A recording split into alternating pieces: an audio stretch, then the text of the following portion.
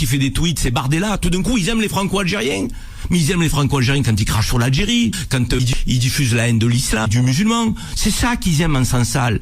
C'est pas la plume de l'écrivain, c'est pas la défense des libertés. Faut qu'on arrête de se raconter des histoires. Moi, cette instrumentalisation, j'en ai assez. Aujourd'hui, Boualem Sansal, il alimente un fonds de commerce qui est celui de l'extrême droite et d'une partie des pseudo-intellectuels réactionnaires qui ont envie d'entendre Sansal. Et quand Sansal parle, il dit, vous savez, il est algérien, lui. C'est lui qui dit que l'islam est pas une religion qui traite les femmes et les hommes de la même manière. C'est lui qui dit que l'islam est une religion violente. C'est lui qui dit que l'islam est le terreau du terrorisme. Comme c'est lui qui le dit, il faut le croire. Ouais. Donc il se sert de ce genre d'individus. Il monte au pinacle pour pouvoir critiquer plus facilement, insulter, propager une forme de haine. La France et l'Algérie ont une relation qui est inéluctable, qu'il faut créer un pont là où certains veulent lever des murs. Oui, il y a des tensions diplomatiques, oui, il y a une histoire douloureuse, mais notre relation est inéluctable, notre histoire est inéluctable. Il y a 5 millions de Français d'origine algérienne en France, et il y a énormément de Français pieds noirs, séfarades, qui ont vécu en Algérie, qui n'ont pas de haine de l'Algérie.